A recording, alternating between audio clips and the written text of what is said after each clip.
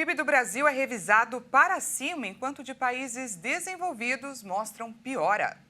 Vendas no comércio brasileiro recuam, mas se mantêm acima do patamar pré-pandemia. E você vai ver também. Bancos registram 1.000 tentativas de golpe por hora e adotam estratégias para alertar os clientes.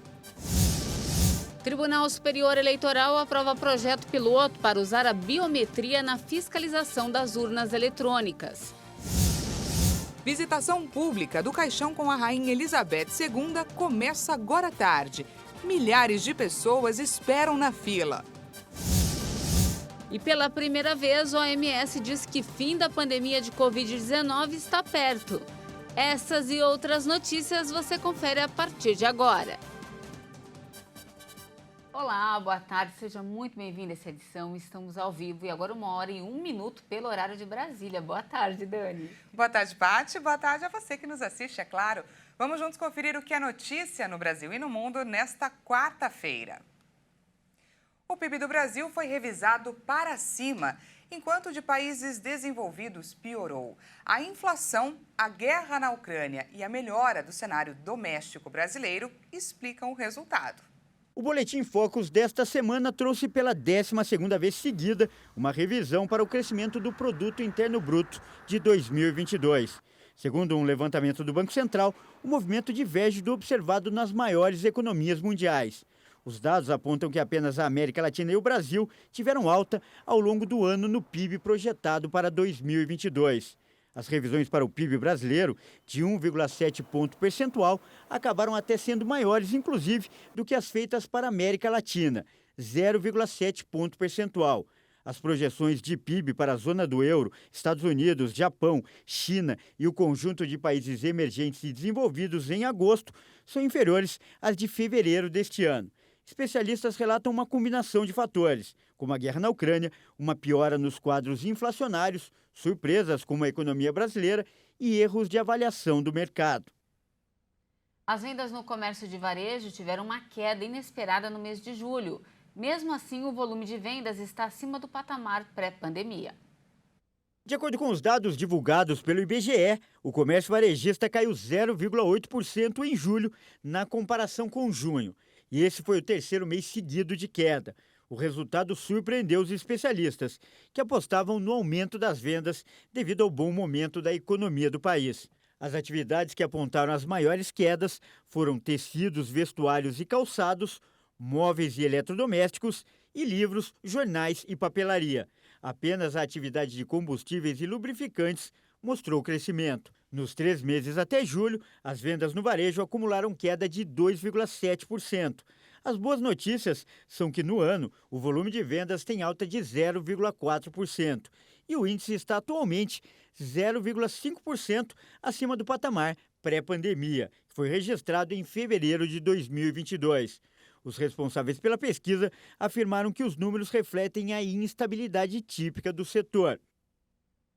E olha só, poucos estados estão cumprindo a lei federal que diz que o ICMS não deve incidir sobre parte da tarifa. Com o descumprimento, a medida que poderia reduzir a conta de luz está travada. Um impasse entre a União, os estados e as distribuidoras de energia tem retardado a implementação de uma medida que poderia estar aliviando a conta de luz dos brasileiros. A alteração da base de cálculo do ICMS, que incide sobre a energia elétrica.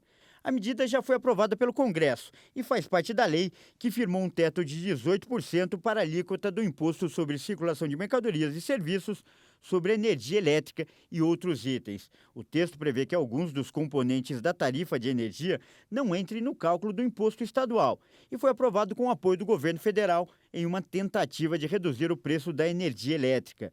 Mas a medida ainda não foi implementada na maioria dos estados e o consumidor continua pagando o valor sem o desconto. Apesar da lei federal estar em vigor desde o fim de junho, as distribuidoras afirmam que aguardam decretos estaduais regulamentando o novo cálculo do ICMS sobre a tarifa de energia. A Polícia Federal investiga fraudes bancárias contra a Caixa Econômica Federal. O esquema teria causado um prejuízo de cerca de 40 milhões de reais. A Polícia Federal cumpre mandados de busca e apreensão na Operação Delivery Card, que investiga fraudes bancárias contra a Caixa Econômica Federal. As investigações identificaram suspeitos de integrar uma organização criminosa que comprava passagens aéreas usando cartões clonados na Caixa. Os bilhetes eram posteriormente vendidos a baixo custo em uma rede social, com a justificativa de que eram adquiridos em programas de milhagens.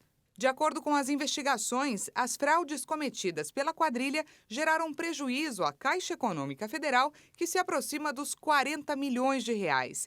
3 mandados judiciais são cumpridos no Rio de Janeiro, nos bairros do Leblon, na Zona Sul, e Colégio, na Zona Norte. De acordo com a PF, os investigados podem responder pelos crimes de organização criminosa, furto qualificado mediante fraude e lavagem de dinheiro, com penas que podem somar mais de 26 anos de prisão. Os bancos estão investindo na educação de clientes para evitar que eles caiam em ciladas criminosas. Isso porque dados da Federação Brasileira de Bancos indicam que, por hora, acontecem mais de 1.000 tentativas de golpes. Na tentativa de diminuir os prejuízos com golpes e fraudes, alguns bancos estão adotando novas estratégias de comunicação com seus clientes para ensiná-los a identificar e se proteger de abordagens suspeitas. O objetivo do banco é alertar os consumidores sobre as diversas modalidades de crime e educá-los sobre as formas de prevenção, propondo a formação de redes de proteção contra essas ações. Segundo o levantamento da Febraban, 70% dos casos de golpes aconteceram por meio de manipulação psicológica e comportamental da vítima pelo criminoso. Nessas situações, o criminoso conta com a colaboração da vítima para que o golpe dê certo. O cliente é enganado, fornece informações pessoais ou deposita uma quantia em dinheiro para um desconhecido e nada disso passa diretamente pelos sistemas dos bancos. Os boletos bancários também atraem golpistas e fraudadores, que alteraram o código de barra com a intenção de desviar os pagamentos. O Instituto Brasileiro de Defesa do Consumidor alerta para o consumidor evitar gerar boletos em computadores públicos ou em redes de Wi-Fi abertas. O consumidor também deve conferir se o número do banco aparece nos primeiros 3 dígitos da linha do código de barras. Um estudo feito pela Federação mostrou que os golpes em clientes aumentaram 165% desde março de 2020, quando começou a pandemia da Covid-19. Além disso, só nos primeiros 7 meses deste ano, foram 1.000 abordagens por hora com a finalidade de fraude financeira. Uma pesquisa realizada pela Serasa Experian mostrou que entre junho de 2021 e junho de 2022 houve mais de 4.600.000 tentativas de golpes, ou 385.000 abordagens criminosas por mês, em média. Agora falamos de eleição. O Tribunal Superior Eleitoral aprovou o projeto piloto para usar a biometria na fiscalização das urnas eletrônicas em outubro. A proposta atende à sugestão do Ministério da Defesa e vai envolver eleitores voluntários. Vamos acompanhar. O projeto piloto, que inclui a biometria no chamado teste de integridade, foi aprovado por unanimidade pelo Tribunal Superior Eleitoral. E a ideia é que a proposta seja executada em parte das 640 urnas que já vão ser testadas para a checagem do registro dos equipamentos eletrônicos. O teste também prevê a participação de eleitores voluntários. A inclusão da biometria foi uma demanda apresentada pelo ministro da Defesa, Paulo Sérgio Nogueira, ao presidente do TSE, Alexandre de Moraes, durante reunião no mês passado. E Moraes ficou de definir como seria esse projeto piloto. Pela resolução aprovada pelo plenário, devem participar do projeto piloto entre 32 e 64 urnas em todo o país. O eleitor convidado que aceitar participar vai assinar um termo, acionar a urna com a biometria e o teste deve seguir todas as outras etapas convencionais. O objetivo é verificar se o voto depositado é o mesmo que a urna eletrônica registra. Esse eleitor vai contribuir apenas com a biometria e o voto deve ser inserido por servidores da Justiça Eleitoral. Desde 2002, o teste de integridade simula uma votação normal e é realizado nos tribunais regionais eleitorais no dia da eleição. Sem o teste de biometria, a auditoria não contava com a participação de eleitores. O assunto agora é a varíola dos macacos. O Ministério da Saúde afirmou que o panorama da doença aqui no país está em estabilidade. Apesar disso, o ministro Marcelo Queiroga lembrou que, se necessário, o país pode produzir a vacina até 2023. Vamos ouvir o que ele falou. Já há uma tratativa com um grupo de Minas Gerais, da Universidade Federal de Minas Gerais, que tem um centro muito especializado em vacinação e que, posteriormente, pode ter uma produção em escala na Fundação Oswaldo Cruz. A expectativa é que se possa ter vacinas a partir do segundo semestre de 2023. O surto na Europa já vem diminuindo bastante, né? Mesmo sem vacinas em larga escala. É uma doença antiga, doença desde 76. Nós tivemos esse número maior de casos agora, está caindo, esperamos que caia. A população tem sido informada e a informação é a melhor forma de se evitar a progressão dessa doença. Nós vamos para um rápido intervalo e você vai ver a seguir. Hoje é o primeiro dia de visitação pública ao caixão da Rainha Elizabeth II em Londres. E você vai ver também, pela primeira vez em 2 anos e meio, a OMS diz que fim da pandemia está perto. Nós voltamos já.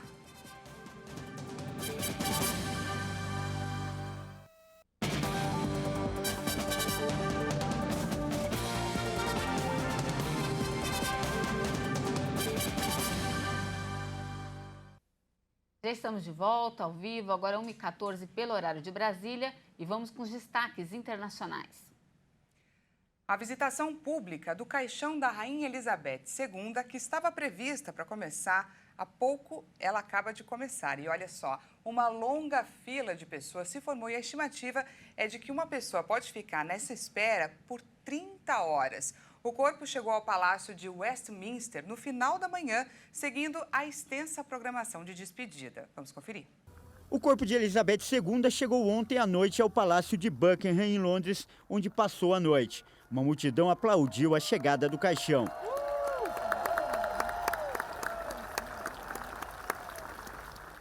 E agora pela manhã, no horário brasileiro, ele será colocado em uma carruagem para ser levado até Westminster Hall, um edifício medieval que faz parte do complexo de prédios do parlamento.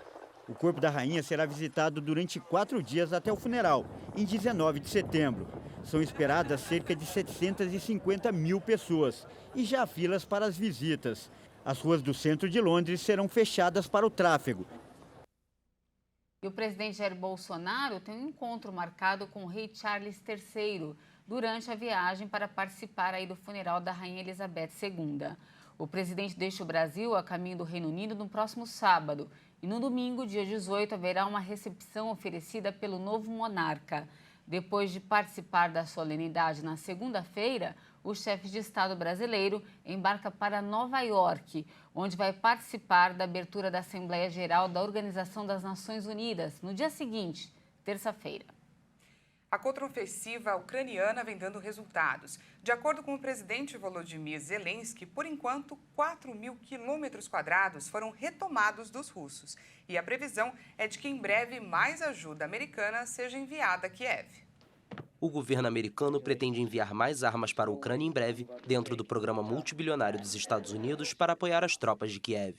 O anúncio foi feito nesta terça-feira pelo porta-voz do Conselho de Segurança Nacional, John Kirby. Eu acho que o que estamos vendo é certamente uma mudança de ímpeto pelas forças armadas ucranianas, particularmente no norte. Estamos falando sobre isso há alguns dias. Essa contraofensiva planejada há muito tempo. Na realidade, são 2 contraofensivas, Steve. Você tem uma no norte e outra no sul. Claramente temos observado de perto e os eventos no norte são mais dramáticos do que os eventos no sul.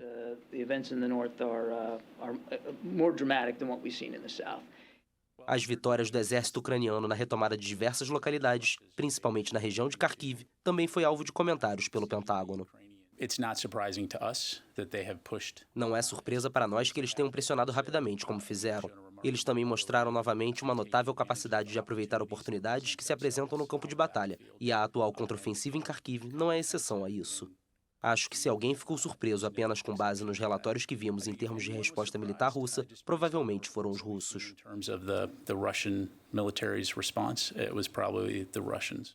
Em Kiev, o presidente ucraniano Volodymyr Zelensky atualizou os números da contraofensiva. Станом на цей час стабілізаційні Até agora, medidas de estabilização foram concluídas em mais de 4.000 quilômetros quadrados. E medidas de estabilização ainda estão sendo implementadas aproximadamente no mesmo tamanho de território liberado. Os remanescentes de ocupantes e grupos de sabotagem estão sendo descobertos, colaboradores deles estão sendo detidos, toda a segurança está sendo restaurada. повертається повна безпека. As forças ucranianas lançaram sua contraofensiva no início de setembro, aparentemente pegando o exército russo de surpresa. A retomada de territórios representa uma das maiores derrotas para a Rússia desde que suas tropas tiveram que deixar os arredores de Kiev no início da guerra, embora Moscou indique que, por enquanto, não pretende negociar uma paz. E a explosão de um pacote deixou uma pessoa ferida e assustou funcionários de uma universidade em Boston, nos Estados Unidos. O pacote explodiu enquanto o funcionário manipulava o objeto. O homem de 45 anos teve ferimentos nas mãos e foi levado ao hospital local. Os agentes informaram ainda que um segundo pacote foi encontrado e guardado em segurança, mas ainda não há informações de como eles foram entregues no campus. O Esquadrão Antibombas da Polícia, o Corpo de Bombeiros de Boston e o Serviço Médico de Emergência estão entre os que investigam o incidente. A inflação nos Estados Unidos voltou a desacelerar em agosto. O motivo foi a queda do preço da gasolina, mas ainda assim permanece muito alta, principalmente devido aos alimentos. A inflação desacelerou em agosto a 8,3% na base anual, contra 8,5% de julho. Os preços sobem há 1 ano e meio nos Estados Unidos e afetam os bolsos das famílias. Após os dados desta terça-feira, o presidente Joe Biden estimou que é preciso mais tempo e determinação para controlar os preços, apesar de ter alcançado progressos, segundo ele. Biden, que fez da inflação sua prioridade econômica, atravessa 2 meses cruciais antes das eleições de meio mandato em novembro. Embora a inflação tenha desacelerado, os números vieram acima do esperado pelos analistas. O mercado voltou a apostar que o Banco Central americano vai aumentar com mais força os juros, o que é ruim para as bolsas. Os principais índices de ações em Nova York fecharam em forte queda nesta terça-feira. A partir da próxima semana, a iluminação de prédios públicos e pontos turísticos da França será desligada. Essa é uma medida que o país vai adotar para reduzir o consumo de energia elétrica em cerca de 10%. O país tem enfrentado um aumento dos preços da energia nos últimos meses, principalmente por conta do corte do fornecimento de gás russo. Em toda a Europa, os países estão procurando maneiras de reduzir o consumo de energia e abastecer seus estoques de gás caso haja um corte total. Atualmente, os monumentos como a Torre Eiffel, por exemplo, ficam iluminados até 1h da manhã. Com a redução, as luzes começarão a ser desligadas às 10 horas da noite. E no Líbano, uma mulher armada invadiu uma agência bancária nesta quarta-feira para retirar o próprio dinheiro da conta que estava bloqueada. O motivo para que ela cometesse esse crime, tivesse essa ação, é o que mais chama a atenção. Durante a ação, a mulher que estava armada manteve clientes e funcionários do banco como reféns. Segundo autoridades, a agência permaneceu fechada por cerca de 1 hora, até que a mulher conseguisse retirar boa parte do dinheiro de sua própria conta, cerca de 13 mil dólares, que estavam retidos no banco. De acordo com autoridades, um grupo de ativistas também estava no local, que acabaram invadindo outros departamentos do banco fazendo ameaças. Segundo relatos de familiares da mulher, o dinheiro recuperado por ela seria usado no tratamento de câncer da irmã. Essa foi a segunda ocorrência desse tipo no Líbano em menos de um mês. No começo de agosto, um homem invadiu uma instituição bancária para retirar seus próprios fundos com o objetivo de financiar o tratamento do pai doente. Os bancos do Líbano bloquearam as contas da maioria da população desde que uma crise financeira começou há 3 anos, deixando grande parte dos cidadãos sem conseguir pagar as contas básicas. A chegada de um tufão tem deixado a costa leste da China em alerta. Nesta quarta-feira, os serviços de transporte marítimo, aéreo e terrestre foram interrompidos. O tufão Muifa chegou ao continente chinês por volta do meio-dia no horário local. Os fortes ventos e chuva causaram estragos e fizeram com que mais de 720 mil pessoas deixassem suas casas. Por conta das tempestades que ainda atingem a região, os serviços de transporte marítimo, aéreo e terrestre também tiveram que ser interrompidos. Autoridades chinesas disseram que no mar, ondas com mais de 10 metros de altura têm surgido. A previsão é que algumas áreas registrem ventos de até 186 km por hora. Os Ministérios da Defesa e da Emergência pediram que moradores das cidades portuárias da região fiquem em alerta constante e se preparem para as próximas tempestades. O Google e a Meta tiveram que pagar uma multa recorde na Coreia do Sul. O país acusa as empresas de usar sem consentimento informações privadas para fins publicitários. Segundo a Comissão de Proteção de Informação Pessoal, as investigações sobre os dois gigantes da tecnologia americanos revelaram que eles coletaram e analisaram dados de seus usuários, monitorando o uso que faziam de sites e aplicativos. O órgão indicou que os dados foram usados para induzir os interesses dos usuários e para publicidade personalizada online. A comissão destacou que nem Google nem Meta informaram claramente aos usuários sul-coreanos sobre essas práticas ou solicitaram previamente o seu consentimento. O Google foi multado com o equivalente a quase 50 milhões de dólares ou mais de 250 milhões de reais. Já a Meta terá que pagar 22 milhões de dólares, equivalente a cerca de 113 milhões de reais. Em nota, a comissão indicou que esta é a maior multa por violação da Ata de Proteção da Informação Pessoal. Bom, e antes de encerrar, nós deixamos para o final dessa edição, né, Dani? Uma notícia que nós esperamos, desejamos e, por que não dizer, sonhamos em anunciar há muito tempo. Parece que o fim da pandemia de coronavírus está próximo, é isso mesmo, Dani? Pois é, Paty. O anúncio foi feito hoje pela Organização Mundial da Saúde. O diretor-geral da OMS, Tedros Adhanom, comparou a situação atual a uma maratona. Ele disse que o mundo está bem próximo ali da linha de chegada e, por isso, não pode parar de correr. Vamos conferir. O diretor-geral da Organização Mundial da Saúde, Tedros Adhanom, afirmou nesta quarta-feira que o fim da pandemia está em vista. Ele pediu, no entanto, que governos acelerem as ações para evitar que a oportunidade de controlar a Covid-19 seja perdida. Em coletiva de imprensa, Tedros explicou que, na semana passada, o número de casos de coronavírus caiu ao menor nível desde março de 2020.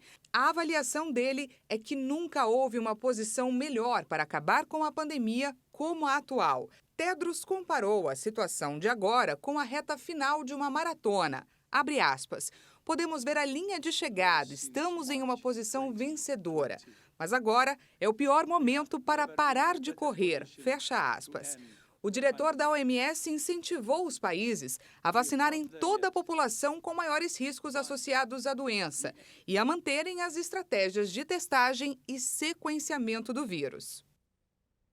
Bom, estamos todos aí na torcida para que isso aconteça, né, Dani? Pois é, Paty, 2 anos e meio, não é? Mais de 2 anos e meio. Então agora é não baixar a guarda e esperar que estamos bem próximos.